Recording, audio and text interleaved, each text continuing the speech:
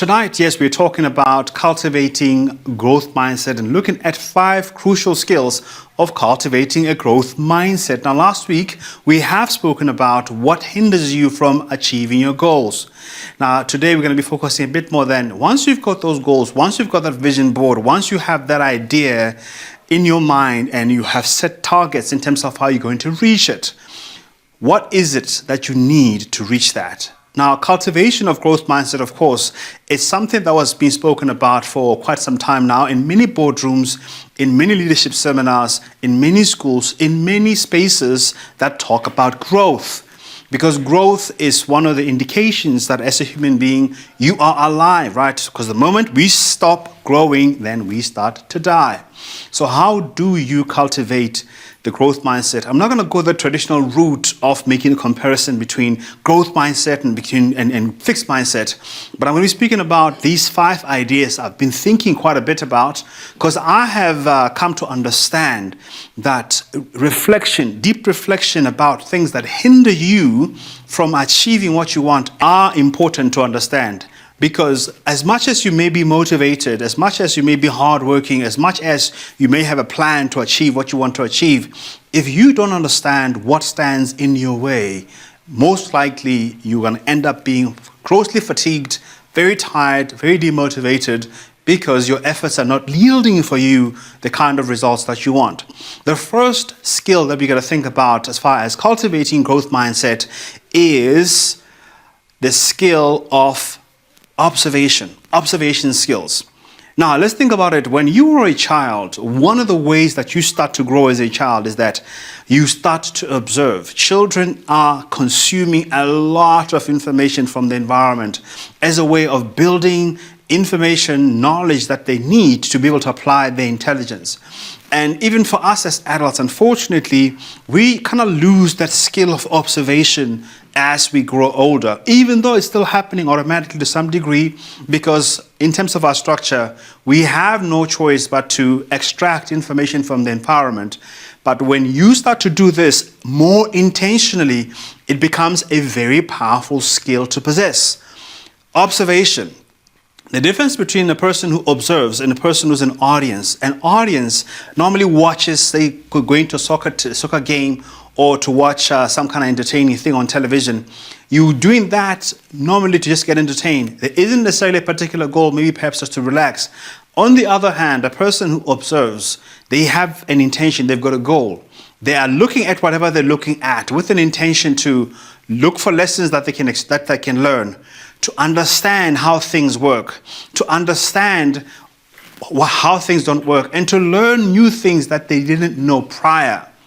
And so as an adult, it's crucial that you develop observation skills and not to go on through your life missing a lot of crucial data, crucial information, crucial experiences on your day-to-day basis that you're going to need for the future. Because unfortunately, if you're living your life without being an observer, at some point you get to the future and you're going to find your experiences, your knowledge, your skills wanting because you missed out on all the things that you needed to learn as you were coming along.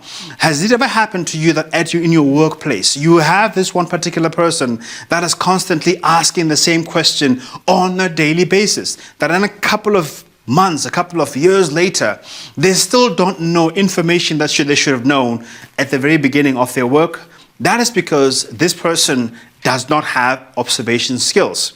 And then when you're observing, it kind of also opens up your intellectual interest because you are engaging investigation, you're engaging curiosity, you're engaging an adventure, an adventurous approach towards learning. So observation skills, do you have them? How many things at the end of the day can you remember that you've gone through in the day? So many people say, you know what, I don't remember anything that I've done in the day. If you ask them, how's your day? If you ask them, what have you learned? They don't have anything they've learned. They don't have anything that they can remember. They don't have anything necessarily that they've experienced. Perhaps only the stress and the anxiety that they've gone through. And that is part of the reason why you find that so many people that don't grow as adults. The second skill that you have got to cultivate as a way of expanding your growth mindset is listening skills. Listening skills. And listening skills is, again, about having that intention to hear, to learn, to understand. I'm sure many of us have heard it that to the best of your ability, listen to understand and not to respond or to react. Whenever you're on social media platforms, especially if you're talking about very emotive, provocative, controversial subject, you'll find that a lot of people don't listen. Even though you're reading, the question is that when the information you're reading hits your mind, does it hit a mind that is already biased, that already has a predisposition, that has already taken a position that it becomes more important to defend the position rather than understanding what is it that may be lacking in your pool of knowledge? I don't think many of us think about this enough. And I've noted even for myself, sometimes even when I'm having a conversation with my child, let's say because I'm an older person, of course I'm more knowledgeable because I'm a parent and I've also got the authority, and my child is explaining to me things that maybe I don't understand. Do I listen to understand, or do I listen to correct, or do I listen to give advice? As a counselor, as a motivational speaker, and as a coach, I often have to be very careful that I'm not listening with the disposition of thinking that I'm a know-it-all type of person. But listen, number one, with a suspension of judgment. Suspend judgment if you're going to be a good listener. Don't assume that you understand what a person is saying before they say it. If when you're listening, your intention is to respond, you start contemplating in your mind how you're going to rebuttal the point that has been put forward, the likelihood is that you are not growing, you are not learning, because you are already in defensive mode, you are in an aggressive mode, and you are already shut down. The second thing is that ask curious questions to obtain objectivity. Sometimes when you think you really have figured something out, pause, take a second, and ask questions just in case you may have missed something. Because the moment that you rush to conclude on a matter, especially in a situation where it's dialogue and there are conflicting ideas, ask curious questions. Imagine for a second that the other opposing person, the other opposing party might have a point. What is valid in a point? And we see this happening a lot even in the world today with many conflicts around the world, where there is an insistence that my position is right, and there is no openness to hear what the other person on the other side is experiencing. And I believe that listening is a doorway to compassion. Listening with objectivity is a doorway to being compassionate for the next person. But if you have no intention of being compassionate, the likelihood is that you're going to actually assume a position of judgment, then you shut yourself down. And I believe that judgment is intellectual laziness. It's an unwillingness to engage more intellectually and to investigate a bit more, just in case you might find yourself wanting. What do you think about listening? Is it something that you do?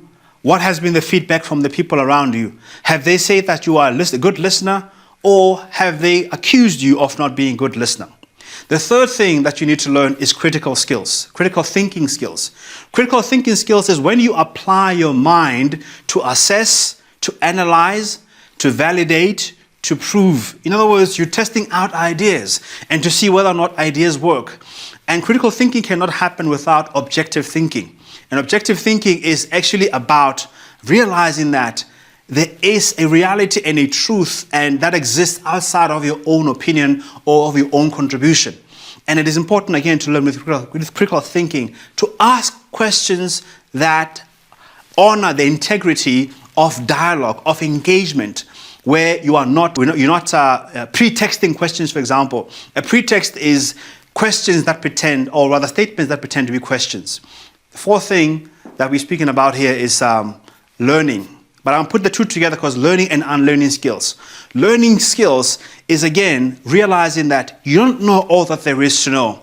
When you have listened, when you apply critical skills and you analyze, and you're validating and you are assessing, now it is important to integrate the lessons that you have learned into your psychology, into your psyche, into your conscious mind, into your knowledge pool, and you begin to test them out.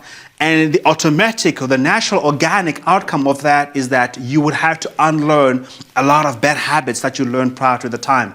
Children do this all the time. As soon as they've learned something, they realize it doesn't work, then they unlearn the old thing and they have to learn the new thing. And unfortunately, or the reality is that if you don't know how to unlearn your old habits, it's going to be extremely difficult for you then to learn.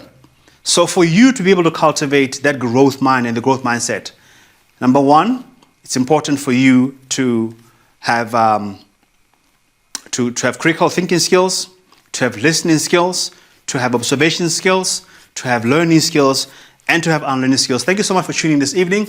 I hope what was shared with you tonight has been helpful. We will see you again next week. Enjoy the rest of your amazing programming.